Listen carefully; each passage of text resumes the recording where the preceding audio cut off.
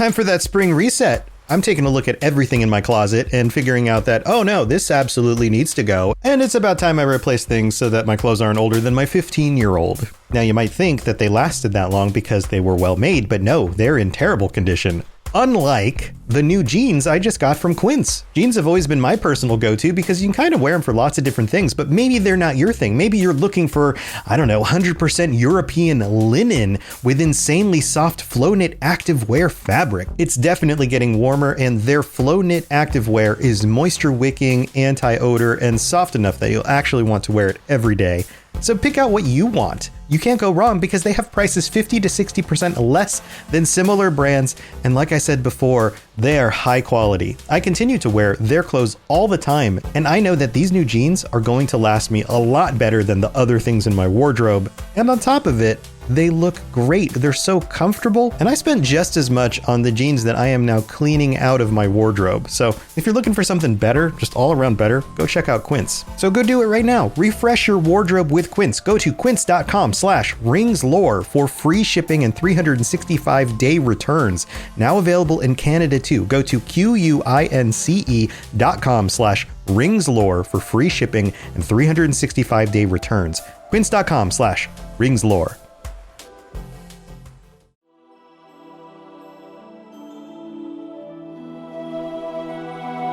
Welcome to the Lord of the Rings Lorecast, the show that explores the background of Tolkien's amazing world from the very beginning.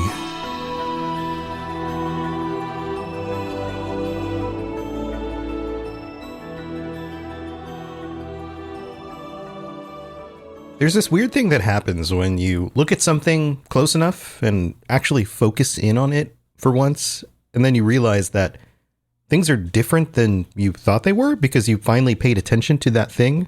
Or maybe things aren't different, but all of a sudden you have a question, all of a sudden your attention is focused in on it. So your perception of that thing changes because you actually noticed it.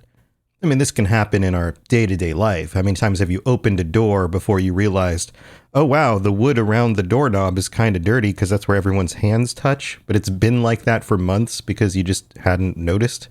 Or when you look at a word, this happens to me all the time, you're like, wait, that's how that word is spelled? And then you look at it and you look at it and you look at it, and eventually it just looks even more strange because you've been looking at it. That happens. This is going somewhere, by the way. Another similar kind of thing that can happen is that you are introduced to a thing, a concept, an idea, whatever, at a young age. And so you don't question it. You just go, oh, well, that's just a thing, I guess. And then you accept it. What am I talking about here? I'm talking about the idea of sending barrels down a river, unescorted, just floating along by themselves. And those barrels contain goods and expensive wine and things that you wouldn't want to get lost or busted open along the journey, and yet they're just happy to let the barrels float down the river, at least for a significant portion of that journey.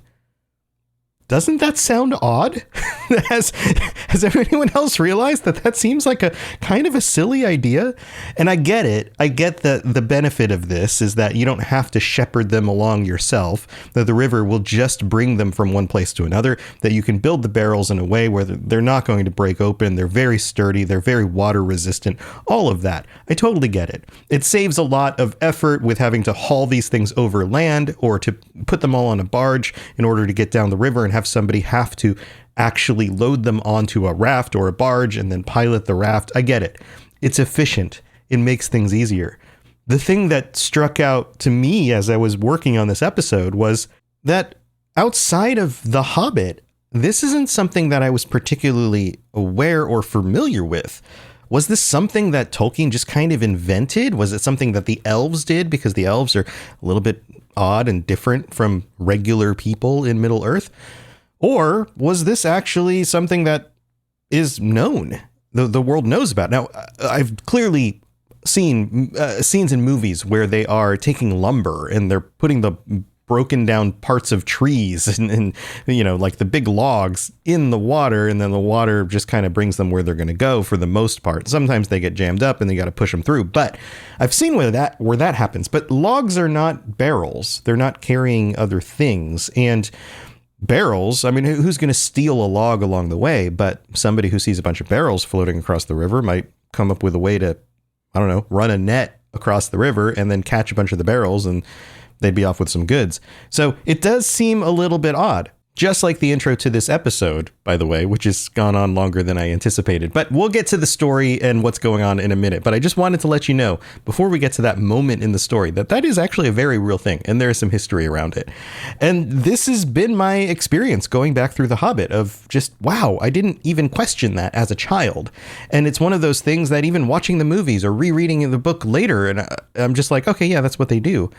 But looking at it under this lens, and I'm like, oh, wait a minute. Is this really a thing? Well, turns out it is. Also, Bilbo needs to get out of there. He's in danger. So let's talk about it.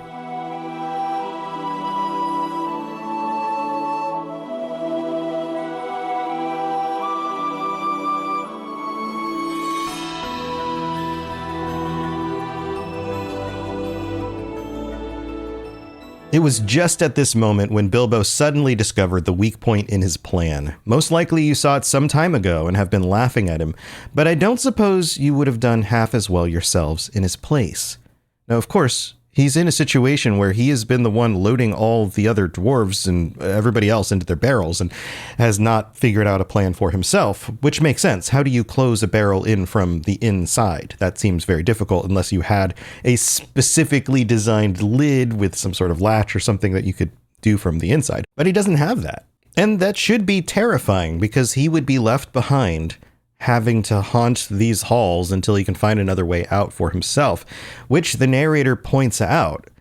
It says here, getting utterly left behind and have to stay lurking as a permanent burglar in the elf caves forever. And there's a tinge of humor, I think, on some of these phrases. Also, in this section, not only do we get these little points of, hey, this seems kind of funny, yes, it seems terrible, but it also seems a little humorous. We have some really interesting descriptions that Tolkien uses for some stuff, and I'm going to point that out as we go. So Bilbo kind of thinks ahead about what the chances are of even finding the dwarves again, even if he could get back out through the front gate. And then he starts to worry more about the dwarves than he does about himself.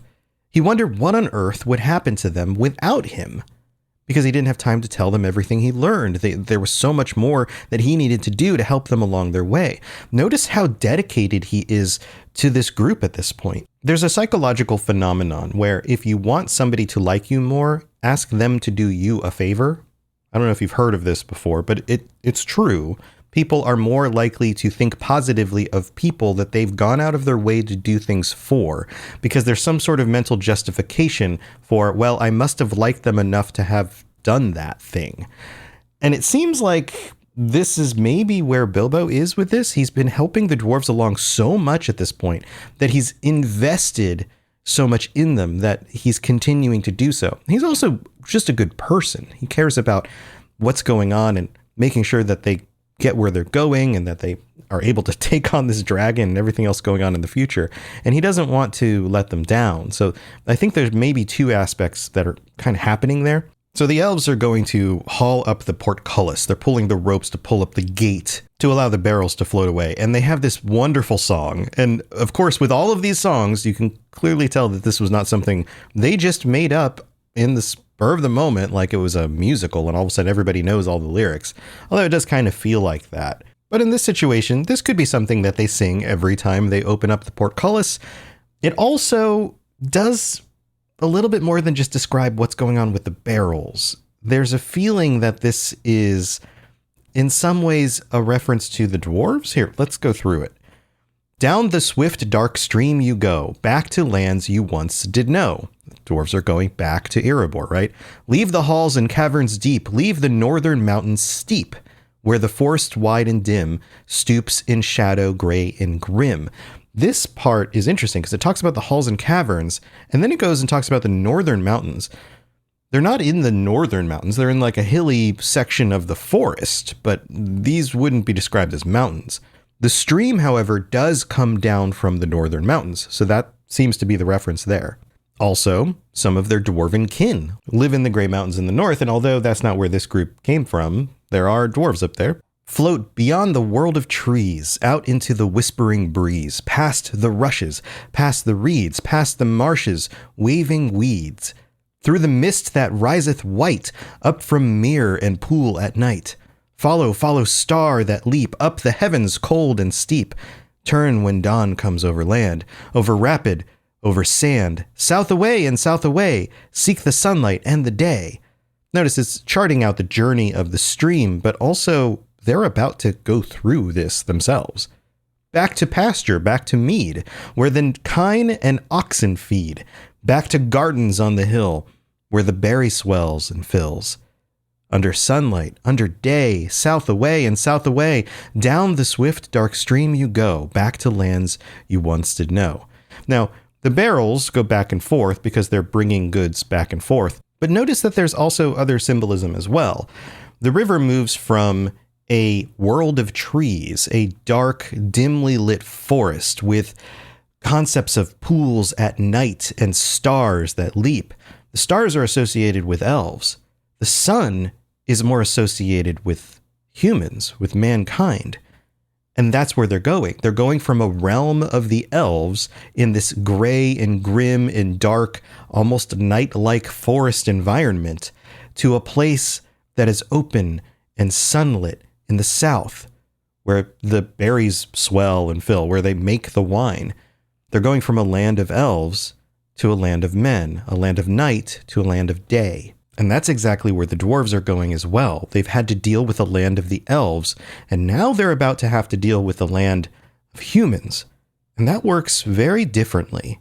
So the barrels are on their way, and Bilbo needs to do something, and so he basically jumps down, grabs the edge of a barrel, and we get this wonderful description. This is a very vivid, detailed explanation of what Bilbo is actually going through, to the point where I'm pretty sure you can identify with this. Anybody who's spent some time in a pool or in the ocean holding onto a raft and then slipping over the side of the raft and holding on but being underneath it, or being in a situation where you are either in extremely cold water or have been submerged in cool water long enough for your body heat to go away.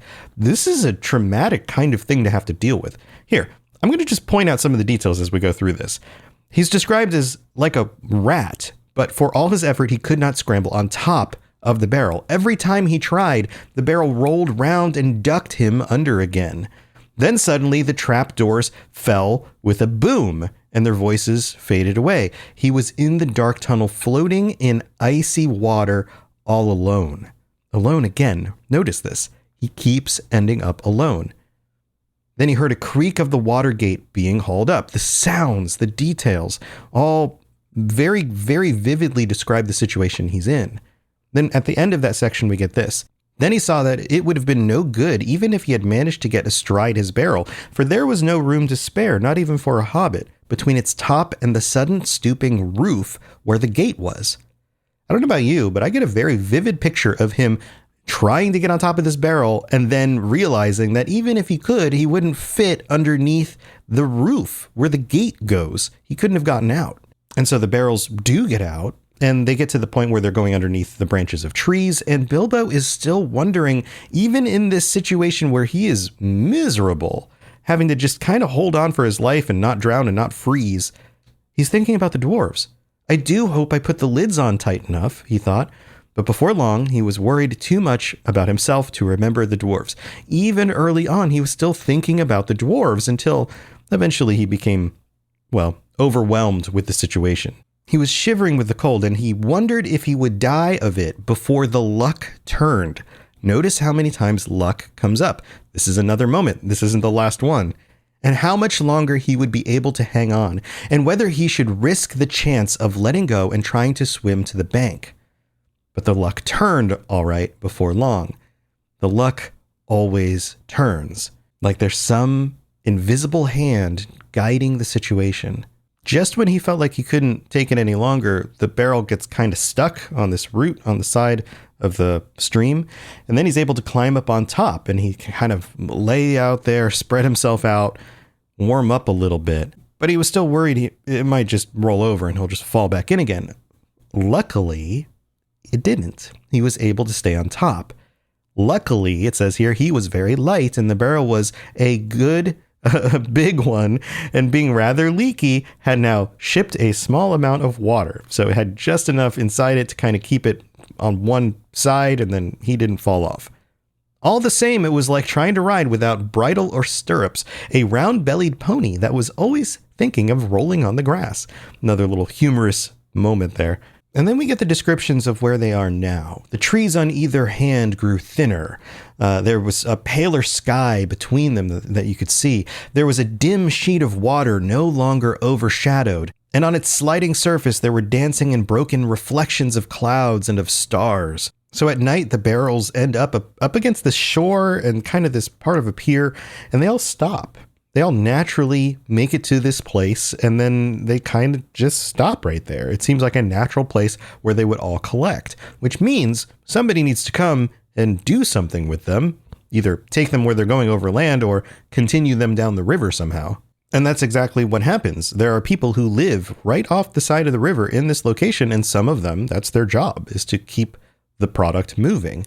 And Bilbo thinks about the dwarves, how terrible the situation they are in is, but he remembers that he's invisible and he can just slip off, go off the barrel and go find whatever he needs. And by this point, he's hungry, and so he sneaks around town, finds some supper, and it says he no longer thought twice about picking up a supper uninvited if he got the chance. And we get this justification here that he was so hungry that it didn't feel like stealing at this point. It just felt like survival. We're also told that he caught a glimpse of a fire through the trees, and that appealed to him as his clothes were drippy and wet. And this actually causes a problem in a moment. But before that, we get this line. This kind of jumps sections, and we get this skip ahead moment, which Tolkien does every so often. There was no need to tell you much of his adventures that night, for now we are drawing near to the end of the eastward journey and coming to the last and greatest adventure. So we must hurry on. This is funny that he just kind of notes it here. He's like, hey, we've got other stuff to talk about, so I'm not going to drag this on too long. But then he immediately explains that, well, he was invisible because of his magic ring, but everywhere he went, he left drips around, and so that became suspicious. And even worse was the fact that he was cold, and so he would sneeze, and that would give away his position. So he needed to take what he could find and then leave. And we get this almost uncharacteristic quality, or at least a thing that Bilbo does in this moment. Bilbo escaped into the woods carrying a loaf and a leather bottle of wine and a pie that did not belong to him. Now, burglaring and taking things from elves is something he's been doing for weeks at this point. So that's not weird. It's also kind of funny that he makes a point to, he grabs like a loaf of bread. Okay, so he's hungry. That makes sense. He grabs some wine, which is probably one of the things that's safer to drink, especially in this kind of world where the wine would be watered down a lot, but wouldn't have anything, terrible in it. Like maybe if you just drank the river water, it probably wasn't so good or clean, potentially. I mean, where do you think the elves' waste comes from? Like, where do they put their waste in the underground kingdom in the forest? Probably goes in the river, right? So having a bottle of wine makes sense. And then the pie is funny because, well, he's a hobbit and he loves his pies. So the items that he takes, not necessarily the weird part, but the fact that he allows himself to drink the bottle of wine and fall asleep. Remember, this wine makes you sleepy. And he knows what the elves did when they drank the wine. They fell asleep. They became unaware, which allowed him to get away with the stuff that he was trying to do. But he's also exhausted. He's going to fall asleep. And this seems dangerous because he's not with the barrels, but he can't stay with the barrels because he might get found out. So he has to go somewhere away from them, and yet, luckily, dozes off and gets some sleep and wakes up just in time to get back to the barrels. How does he wake up? With a sneeze. That's right. Not by the sun coming up over the horizon because it's overcast. And that allows him to sneak back over to the barrels without giving away a weird wobbly shadow.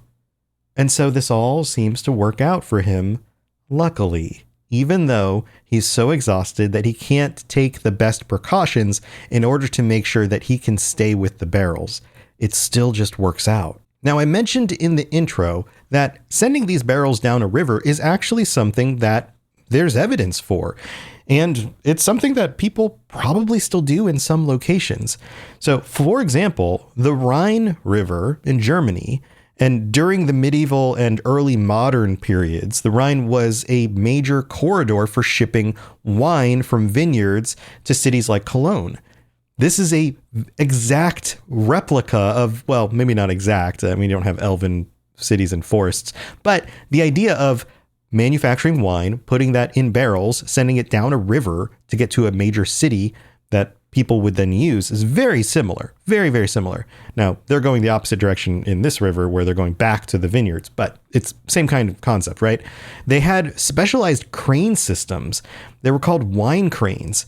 And this is at places like, I'm going to mess up the names, but Ostrich-Winkel, built around 1744 to 1745, that loaded barrels onto river barges and shipped over like 500,000 liters of wine annually. This is in the history of the city. And if you look at like livingtours.com, you can find more details about this, or winesofgermany.com. And this is just going back to the crane from the mid 1700s. They've been shipping wine like this way before that, and way before they had these more modern crane systems to do so. Barrels were rolled or crane lifted onto workboats or rafts, often traveling downstream unattended until collected by merchants in Cologne. Cologne trade protocols involved stapling and inspecting incoming barrels, suggesting the typical barrel-by-barrel arrival process.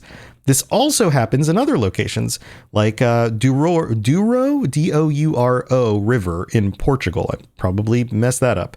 From the 13th century, barrels of port wine were moved from vineyards to Porto via the fast-flowing Douro River.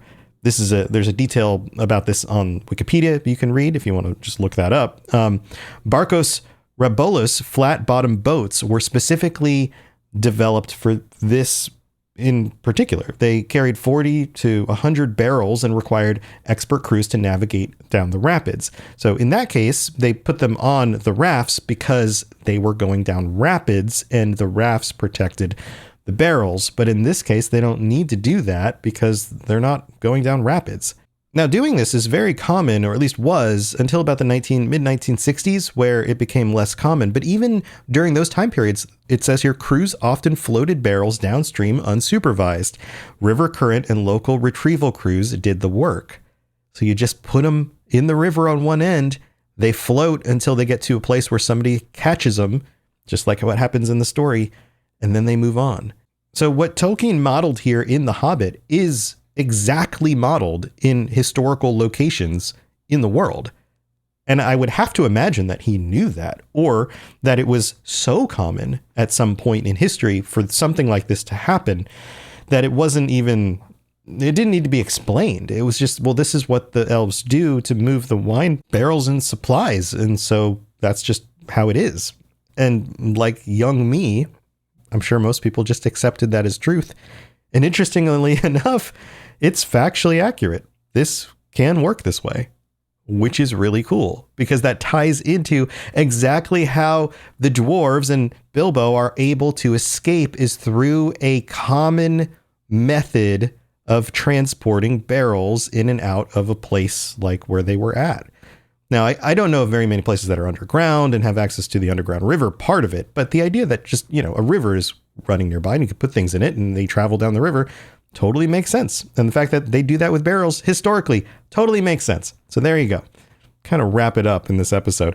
Well, we get to the end of the chapter and we end up in another one of those situations where it seems like things might be dangerous for the dwarves. We haven't heard from them. They've been very quiet and very patient, I'm sure, for dwarves being stuck in barrels for a very, very long period of time. But now that they are back to other elves who are managing the barrels and having to deal with them, there's danger here. What if the elves open them up? What if they become suspicious? What if they're too heavy? What if one of the dwarves makes a noise or sneezes like Bilbo has been doing? But yet none of that happens. Instead, we get this. This is a heavy load, some grumbled. They float too deep. Some of these are never empty. If they had come ashore in the daylight, we might have had a look inside, they said. No time now, cried the raftman. Shove off. And off they went at last, slowly at first until they had passed the point of rock where other elves stood to fend them off with poles, and then quicker and quicker as they caught the main stream and went sailing away down towards the lake. They had escaped the dungeons of the king and were through the wood, but whether alive or dead still remains to be seen.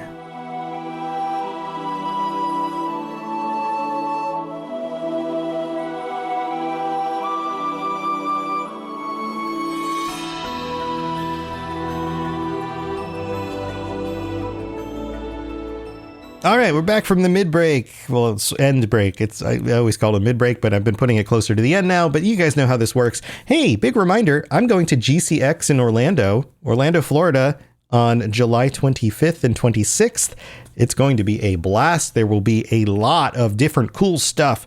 Video games and all sorts of voice actors, devs, fans, people dressing up as different characters. I wouldn't be surprised if there's some Lord of the Rings stuff, although the focus is a little bit more on things like Fallout and Elder Scrolls and a bunch of other game stuff. Basically, if there's games, then there might be stuff here about those games. It's pretty broad. So that's coming up. I'm going to be hanging out most likely on the 25th. Might be there for 2 days. We'll see how things shake out. But I'm going to be hanging out. I'm going to be recording, meeting some people, maybe doing some interviews, maybe doing an episode of something while I'm there. Haven't really fleshed it out yet. But if you'd like to come and be part of it, then there is a link, or just go gcxevent.com online. Just go look up the website. It's a great opportunity to take a kind of a summer vacation in Orlando because you can go to the parks, you can hang out, you can be part of this. And we're going to be setting some stuff up on the Discord in order to coordinate where things will be going on. Maybe if we're grabbing lunch or dinner somewhere, we have a group that's just kind of hanging out. That stuff will be online for everybody to find out. So go check that out. There's a link in the description of the show if you want to just find the link. If you can't remember, gcxevent.com. But if you can type that in. Come join me. Also, thank you so much for our newest supporters. We have 2 new all access patrons, Freckles and Chelsea W. Welcome to the Patreon. So glad that you decided to join. I hope you're enjoying the bonus episodes you get every week, plus all the other stuff, ad-free episodes. There's all sorts of fun things, t-shirts and stickers. You guys know how this works. And then I have to shout out our VIP patrons. Let's see if I can get through this whole list. We've got AK Music Lover, Eldarian Was Right, Apollo, Averial, Azzle Razzle, Barney D, Bo, Brandy D, Captain Legolas Turner, Cutter, Metalworks, Daniel Nightweaver, David S, David M, Divine Madman, Fulcrum, Gerald CFC, Gimli a Break, Ginger Fury, Huon is My Hero, Jezer, KDS, Capenna, Lori B, Mason Weathertop, Matt, Party Snacks, Philip M, Richard J, Rosie Rose, Single Ent Looking for Entwives, The Bestest Boy, TJT, and Tour Son of Hoor. Thank you so much to all of you and to everybody who joins me and helps support things on Patreon. All of you. You guys are the best. Also, I'd love to read out a brand new review on Apple Podcasts, but we don't have a new one, at least not this week in the US. So head over there. Even if you just have an Apple account, you don't listen to the show on that platform, you can leave a review over there. That would be wonderful. Heck, you could even comment on the Spotify episodes and say nice things over there. That would be wonderful as well. Every time somebody says something nice, a fairy gets his wings. No, it makes my day. It genuinely makes my day. So thank you so much for your support. Plus you can share with your friends and all of that. This feels like a slightly shorter episode, even though I went on this weird trail of talking about barrels going down rivers. But I guess it's just a little bit shorter this week. There you go. Sometimes that happens. We're just wrapping up the episode. We're moving on to chapter 10. We're getting through this book. We're going to get there. It's just, piece by piece, and I don't want to miss anything. I just go through every little line with a comb in order to see, is there anything juicy, anything worth pointing out? And if ever I miss anything, please let me know. Please, absolutely comment on, especially if you're a patron. Last week's bonus episode was all because of a comment somebody posted and got me thinking, and I wanted to answer and kind of explain it in whatever detail I could. Very cool stuff going on over there. So thank you to everyone who supports the show and for being a part of this and keeping it going. All right, I'll stop yammering your ear off. Have a wonderful rest of your day. And until next time, if you find yourself in a situation where you need to put a bunch of dwarves in barrels, then make sure to bring some scuba gear so you don't get as cold, but you can also breathe underwater. I don't know. That's probably not good advice. All right. Thanks for being here. I'll see you next week. Thanks for listening to the Lord of the Rings Lorecast. If you'd like to learn more about other fantasy worlds, check out my other podcasts, The Elder Scrolls Lorecast, The Witcher Lorecast, and more at robotsradio.net. If you'd like to reach out, I'd love to hear from you. Send me a note on Twitter at robots_radio or join our amazing community on the Robots Radio Discord. There are links in the show notes, or just search Robots Radio Discord or find the link on robotsradio.net. I'll see you next time.